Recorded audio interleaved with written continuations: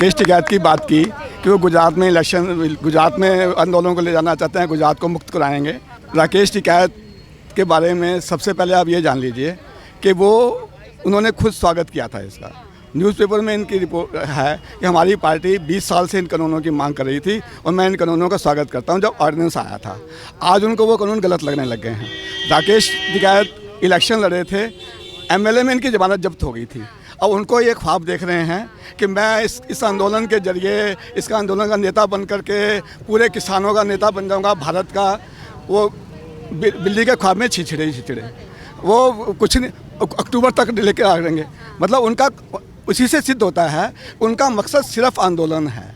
जो आंदोलन जीवी ऐसे ही लोगों के लिए कहा गया है। उनका कोई लेना देना नहीं है किसानों से। किसानों को नुकसान है ही नहीं। कोई मुझे ये बता दे, कोई आंदोलनकारी ये बता दे कि इन कानूनों से किसान को क्या नुकसान है। बार बार प्रधानमंत्री पूछ रहे हैं, बार बार कृषि मंत्री पूछ रहे हैं, बार बार ये पूछा जा रहा है, किसी के पास ये सवाल का जवाब नहीं है। काले कानून वापस लो, काले कानून वापस लो, काले कानून वापस लो। क्या मतलब है इन बातों? स्पष्ट नहीं कर पा रहे किसान लोग। कोई किसान बता दे वास्तव में किसान का फायदा है। इस कानून का सबने समर्थन किया है। क्या राहुल गांधी, क्या कपिल सिब्बल, कांग्रेस, आम आदमी पार्टी, सभी ने समर्थन किया। देश के जो अच्छे से अच्छे दिमाग हैं उन्होंने मिलकर के इसको कानून को बनाया है। 20 साल से इन कानूनों की ज़रूरत थी, मांग होने चाहिए थे, लोग कह रहे थे नहीं हो पा रहे थे। मोदी जी ने हिम्मत करके ये कानून ले आए हैं। बस सर, और जो टूल की गलती है, उनकी इतनी गलती है कि वो किसानों के साथ हैं और किसानों को वो ये चाहते हैं कि किसान खुशहाल हों, किसानों को बिचौलियों के चंगुल से मुक्त मोदी जी करवा रहे हैं। ये तो उनको अपना टिकैत जैसे लोग तो अपना राजनीतिक स्वार्थ सिद्ध करने में लगे हैं। सर वही, क्योंकि अभी आपने जो कहा कि सिर्फ राजनीतिक भड़काव के लिए है, क्योंकि अभी तक वो किसान आंदोलन में थे, लेकिन अब उनको लग रहा है कि उन्हें गुजरात जाना चाहिए। वो किसान आंदोलन में कभी भी नहीं थे। वो किसानों के आंदोलन का जो पंजाब से शुरू हुआ उसमें इन्होंने सोचा कि मैं भी अपनी रोटियां सेक लूं और कोई मकसद नहीं है उनका।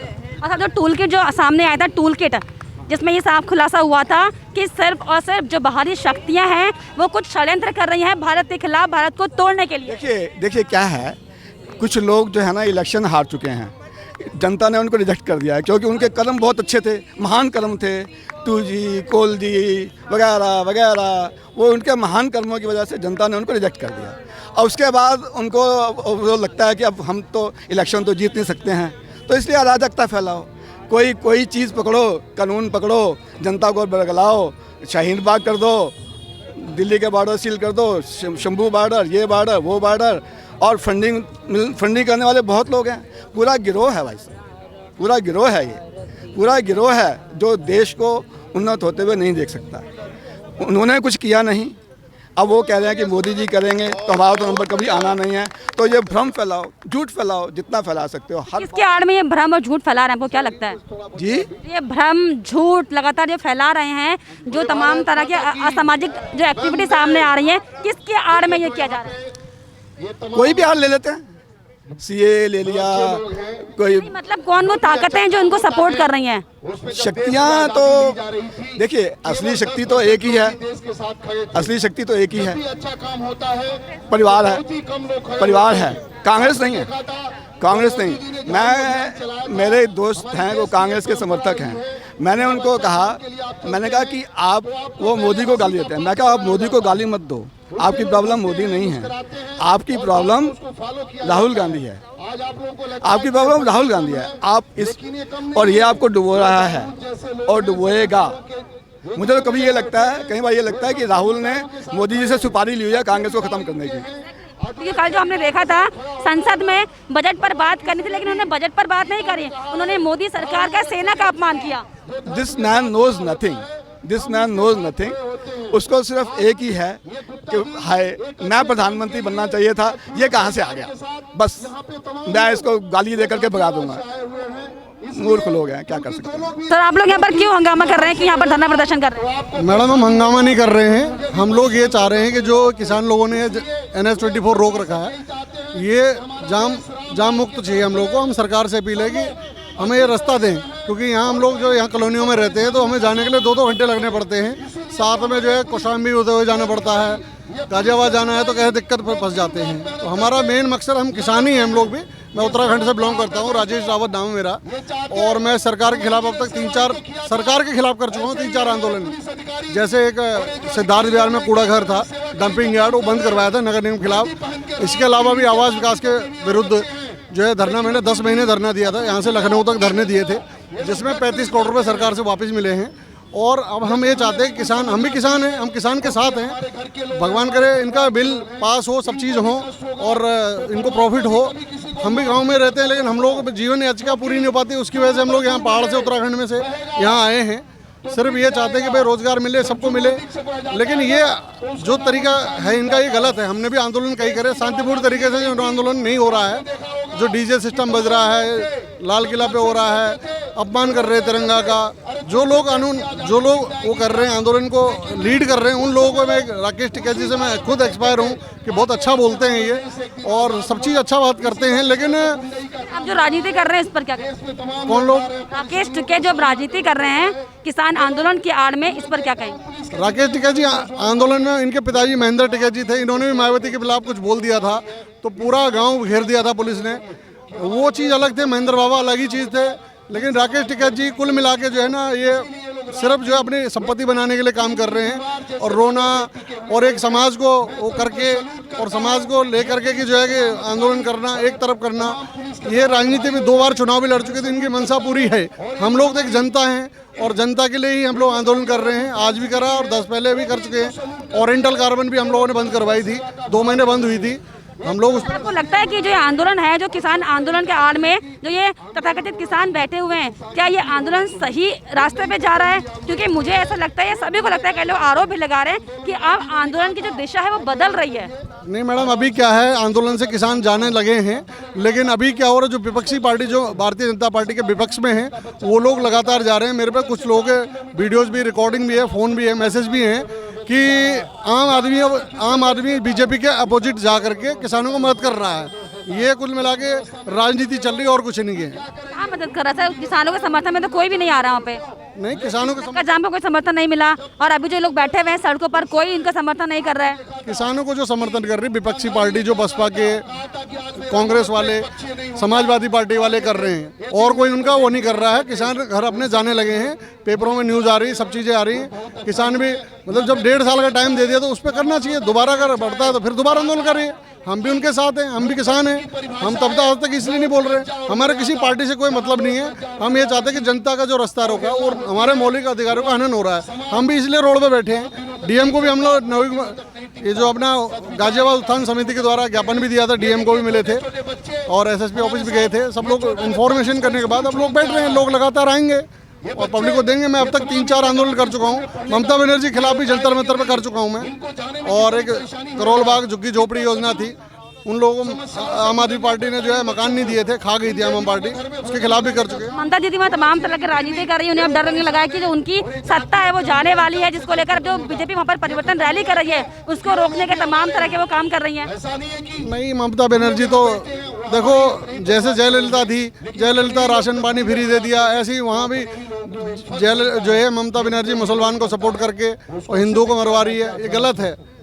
अमित शाह साफ तौर पर ये कह चुके हैं कि एक बार सरकार बन जाएगी तो घुसपैठियों को बाहर निकाल फेंकेंगे। तो निकलनी चाहिए। घुसपैठिए जो हैं वो तो आधार कार्ड से लिंक होते ही राशन कार्ड और ये सब चीज़ों का चक्कर पड़ रहा है, वो सब क्लियर होता जा रहा है। ट्रांसपेरेंसी है हिंदुस्तान में। हम प्रधानमंत्री जी पूरे हमारा भी है, हर पार्टी का प्रधानमंत्री है, वो अच्छा डिजिटल के जो कर रहे हैं, डिजिटलाइजेशन कर रहे हैं, तो उसमें हर एक चीज़ में फ़ायदा हो रहा है। वोट का देख लीजिए आप, आधार का देख लीजिए, हर चीज़ पे डिजिटलकरण कर रहे हैं। पेमेंट्स का देखिए, सब डिजिटल कर रहे हैं। चलिए, वही अगर हम किसान आंदोलन की बात करें तो दीप सिद्धू जो कि फिलहाल पुलिस हिरासत में है और उसने कई अहम खुलासे इस दौरान किए हैं। उसने कई जो किसान वहाँ पर आंदोलन में बैठे हुए हैं उनमें से कई किसानों का नाम भी लिया है और ये सामने आया है कि ये जो पूरा षड्यंत्र था वो पूरी तरीके से अब टूट चुका है, क्योंकि बाहरी शक्तियों के साथ मिलकर ये आंदोलन किया जा रहा था। और दीप सिद्धू ने कई अहम राज भी इस दौरान पुलिस के सामने खोले हैं।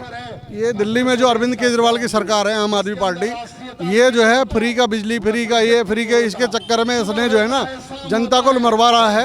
अभी एक लड़का भी, अन्नू नाम का लड़का भी कत्ल हुआ, उसका रिंकू नाम था। तो ये इसमें आम आदमी पार्टी के एक भी बंदे ने कुछ भी नहीं बोला।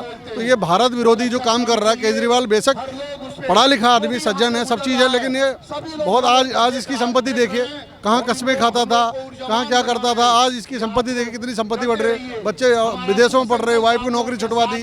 तो जनता सब जानती है, फ्री का माल भी, जनता को भी फ्री का माल चाहिए। और हिंदू मुसलमान का लड़ाई करा करके राजनीति में कुछ नहीं है। मैं भी यहाँ गाजियाबाद में रहता हूँ, मिर्ज़ापुर गांव है, कैला भट्टा है, मुसलमानों के गांव के पास में रहता हूँ। मेरे को आज तक किसी मुसलमान ने तू तक नहीं बोला है, व्यवसाय कर रहे हैं अपना। लेकिन हमने देखा ऐसा नहीं है, नेता लोग ही ये सब चीज़ कराते हैं। हम आम जनता हैं, हम ये चाहते हैं कि जो है सड़क खाली हो। हमारा सिर्फ मेन मकसद है सड़क खाली हो। कोई जा रहा है, किसी को बीमार है, दिल्ली अच्छे इलाज के लिए जा रहा है, तो उसको परेशानी हो रही है, रास्ता रोकना नहीं चाहिए बस। किसान क्यों नहीं उठ रहे हैं? जब मोदी सरकार साफ तौर पर ये कह चुके हैं कि ना मैं इस पे गई थी, ना जाएगी, ना कभी गई है। मैं कुछ और बात कहना चाहता हूँ जी। हम यहाँ गाजीपुर और बुगापुर के लोग हैं, हम लोकल लोग हैं। हमारी परेशानी ये है कि जो हमारा टाइम 10 मिनट लगता था, वही टाइम हमें अब 2-2 घंटे 3-3 घंटे लग जाता है। आप यहाँ पर निकलने में इतनी परेशानी हो रही है, इतना ज़्यादा जाम लगा हुआ है कि लोगों के बिजनेस चौपट हो गए हैं। अब रही इन किसान आंदोलनों वाली बात है जी। किसान आंदोलनों में एक चीज़ बताइएगा आप, रेहड़ी पटड़ी सब बंद है कोरोना की वजह से। कोरोना काल चल रहा है, महामारी काल है, हर आदमी का बिजनेस चौपट है, जितने बिजनेसमैन हैं सब परेशान हैं। और ये अंधाए होकर के इस टाइम ही इनको नरेंद्र मोदी को परेशान करना था क्या 1 साल बाद नहीं कह सकते थे अपनी मांगों को?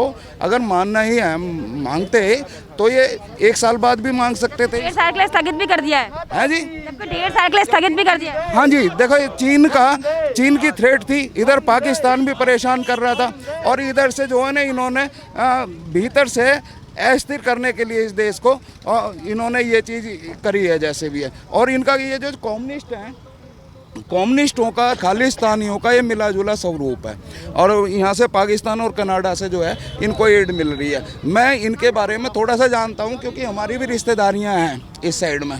तो यूपी में क्या होता है कि 6-6 हज़ार रुपये, 8-8 हज़ार रुपये दे करके इनको, और ये 10-10 हज़ार रुपये, 5-5, 6-6 हज़ार रुपये दे करके, क्योंकि एक निश्चित राशि नहीं है, किसी को 6 दे दिया, किसी को 5 दे दिया, ट्रैक्टर को दे करके 1 दिन के लिए, 2 दिन के लिए यहाँ पे लाते हैं। अने एक बात बताइएगा, यहाँ के इधर सहारनपुर के जो लोग हैं, वो ज़्यादातर जो किसान है वो 10 बीघे या 5 बीघे का जो होता है वो 2 भैंस रखता है, और उन भैंसों को ला करके वो अपनी दिनचर्या चलाता है। वो इतना पेट्रोल कहाँ से लाएगा कि जो आदमी 500 किलोमीटर या 300 किलोमीटर दूर तक इतना तेल कहाँ से फूकेगा?